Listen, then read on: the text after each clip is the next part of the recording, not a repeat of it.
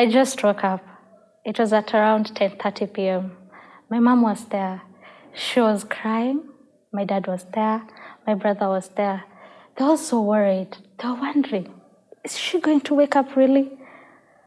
A few moments later, I woke up. I realized, alas, I'm not at home. I'm on the hospital bed. It was scary. What just happened? A few minutes ago, I was with my parents. We were having so much fun. We were talking about the normal things that are happening in the country. The BBI, the Tanga Tanga movement. It's all about the family talks that you have each day.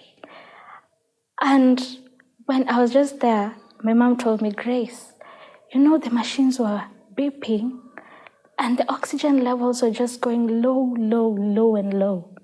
I could not understand. I thought these were my last moments with you. It was so heartbreaking. But now that I can see you and you're awake, I'm very happy. That is the uncertainty that comes with a transition. My name is Grace Munyiri, and that will be my talk for today. Any transition, it comes with so much uncertainty. You don't know what's going to happen next. I remember 2 years ago, a time like this, I was very happy. I was going to celebrate my graduation, after 4 years in campus. Not even 4, I think it was 4.5 because, the University of Nairobi, the strikes, they happen every time. You go to do your first exam, there's a strike, you go home. And your parents will never understand. They'll always say, na nyinyi, kwani mtashinda mkiwa na strikes? Utamaliza shule lini? That's to mean, will you ever be striking? When will you finish your school? So sitting there and the VC addressing us, we were all very happy because we are going to embark on this journey in the corporate world. But as I sat there, it was so crazy because I had not secured a job. I didn't know where I'm going to. And that is the fear of every person who is going to graduate. But even in that transition, you shouldn't be asserting that things won't look up for you. Because even at that moment, something somewhere is going to happen and you will come out victorious.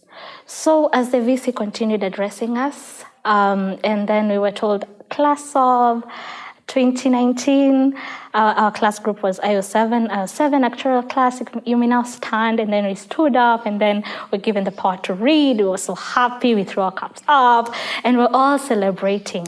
And then we sat down, and then we went home. What do you do next? That Monday morning came. What am I supposed to do? Yes, being the girl, in an African home, there are dishes to wash, there's the house to clean, and there are clothes to wash. But will that be my everyday job? No. I need to also continue with my career. So I started applying for jobs, and sometimes you apply, and you wonder, are you sending to the wrong companies, or have you indicated the wrong email address? Because you never get replies, and even the few that you get, they're regrets. You will question yourself. You will feel that you're not up to the task. You will feel that the skills you learned in campus, they're not adequate for the job market. But give it time. My story was successful. After a few weeks of waiting and getting regrets, and some not even answering, I got the call. Hi, Grace, please come to our office. You have an interview at 9:30 a.m. That was on a Friday, and I had to prepare. I was not even around. I had gone to visit my sister in Mombasa, so I had to travel. And the interview was successful, and by God's grace, I was able to get the job. And at any point in life, before something good that is coming your way, there is a point you're very uncertain. And if you feel you're very uncertain, just know good things are coming. The one who discovered electricity, Thomas Edison, he failed 1,000 times. How can you explain that to anyone? 1,000. Try counting 1 to 1,000. How long will it take you? It's not 30 seconds. Probably, if you're fast enough, maybe 2 minutes, 5 minutes. And these are trials, 1,000 times of trying something and it failing. But you shouldn't you shouldn't feel sad at that point, or you shouldn't be discouraged, because behind every failure, there's a success to come. When a child is going to kindergarten, there's so much uncertainty. They're used to staying with their mommy at home or their nanny. They're going to school to meet new people, new teachers. They have to make new friends. And it's tough. The first day of school, I can attest to you, I cried. I told my parents, no, don't leave me here. I don't know anyone. And I was crying. But every parent knows you have to go through the motions of life. And the motions of life is being uncertain. And even in that motion, you need to understand that you have to undergo that so that good things can come. So imagine if your parents decided that, well, because you've cried too much, you won't go to school, you'll just stay at home. Will you get an education? No. And as Nelson Mandela said, education is the most powerful weapon that you can use to transform the world. So imagine you're at home, you don't have this weapon to transform the world. And it's not really right for even a parent to let you stay in the house. So even in that transition, good things are coming, because you'll go to school, you'll learn social skills, you'll know how to interact with big people, small people, you'll know how to play kalongo, you'll know how to bake using sand and water, and you'll make those dolls out of clay. Because as a child, you need to get these creative skills to learn. My story goes on. One time when I was at home, just after I finished my KCPE, in Kenya, if you really didn't get to the 400 score, getting a school is really hard. I was among the last people to join high school. And during that period, I was in a moment of despair. I felt that maybe I shouldn't go to high school after all. I mean, even we usually told that Mark Zuckerberg, they dropped out of school. Okay, not high school really, but those are the thoughts I had at that moment. I stayed for a while without joining school, but when I joined, I decided I have to catch up. And that is what a transition needs. You're uncertain. You might lose some moments there. You might lose some minutes there, but you need to catch up. You shouldn't let any kind of uncertainty to put you down and tell you that you can't. There's this lady in the US. I just read her story from Gold Coast. And she's called Baba Deshana. I hope the name is right.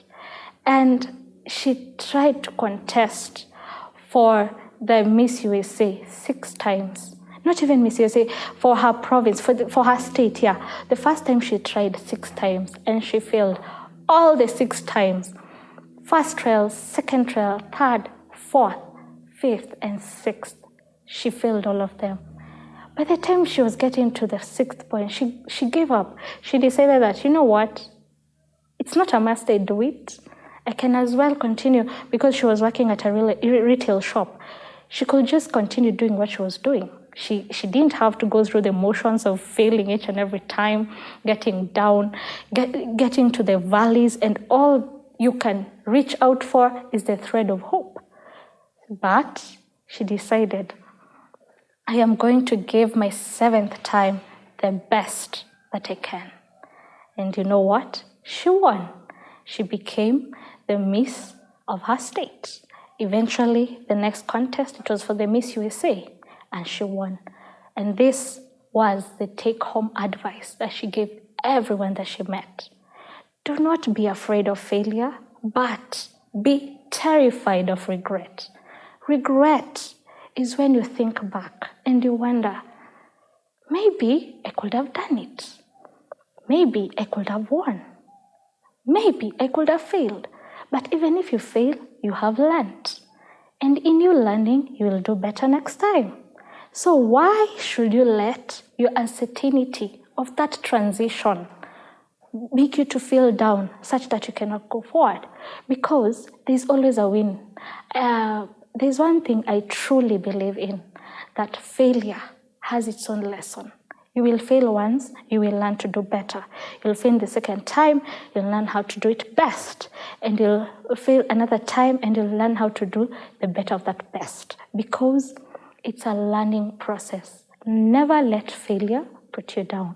Because in that, if you decide failure to put you down, you will not succeed. You know, the staircase of success, it's not always success.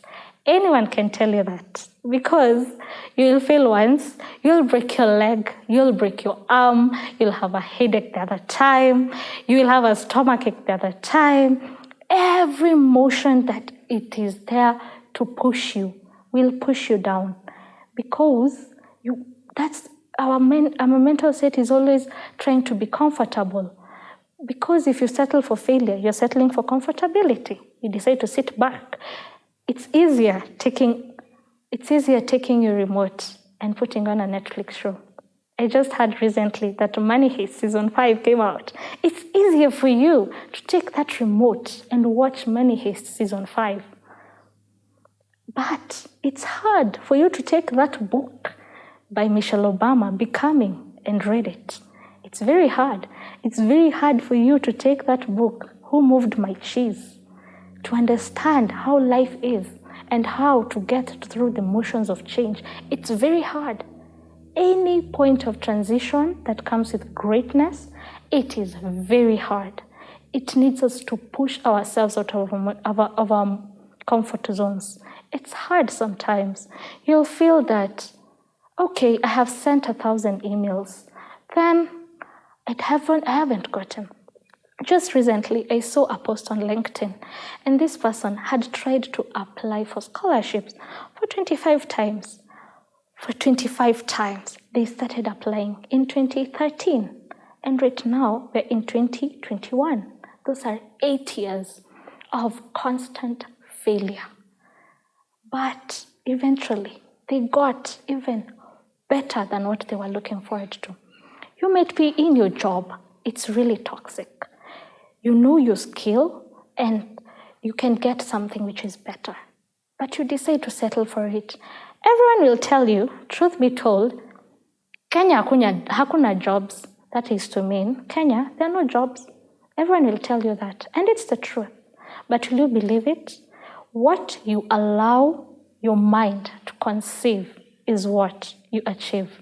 If you sit back and think that there are no jobs, trust you me, the universe will not allow any job to come to you. Not even one. You see, even these jobs by the government, the one that you come and sweep, maybe you sweep the road and then you're paid for it, even that, you won't get it, because you have allowed thoughts that are in you to manifest the outcome, and the universe will respond to it. So do not allow yourself to be put down by failure. Because if you do that, if you don't allow it to be the motions of your transitions, it will be very hard. Step out, take a break. Even if you're at work, tell them you need a week to go and think about it. You will get very good ideas. And what seems to be very uncomfortable for us, it's what gets us to work to our level best. No one knew that Eliud Kipchoge, when he won the 159 race, no one knew. It was impossible for that race. It was humanly impossible. But what did he say? No human is limited. You are not limited. It might be that relationship. It's been toxic for so long. But you're wondering, probably I'm past 30. Probably I'm past 40. Who else will I get for this? Who else will be with me? Maybe I'm past 40 and, in my community, everyone is telling me that, see, you need to settle down. That is to mean, please, settle down, And it's not working out. What are you supposed to do, really? Will you stick there for your lifetime of unhappiness? No, you will not. Get out of it and start afresh. There is no time bound for anything. It might B, your business is not doing the best that it can, and everyone else is discouraging you. Probably, you only need to change your customer service style. Or probably you just need to make sure that you attend all your meetings in time. Or you need to get better clients who will help you scale up. There are so many things that give you options. It's either or. But there is no point of putting yourself down. It is often said that change brings fear, but fear shouldn't bring the change in you. That is, for that cause that you're pursuing, the change brings you a lot of fear, but inside you, don't allow the change in you to happen. For that purposeful thing that you have, if your purpose is to buy that car, or to open that business, or probably you are 45 and you want to start your degree, do it. Everyone else will discourage you. But even if you don't do it this time, if you start your degree right now, in 4 years' time, you'll be 49. You'll have done your degree. If you don't do your degree right now, in 4 years' time, you'll be 49 with no degree. Which one is better? Think about it. My name is Grace Munyiri. Thank you for listening to me today.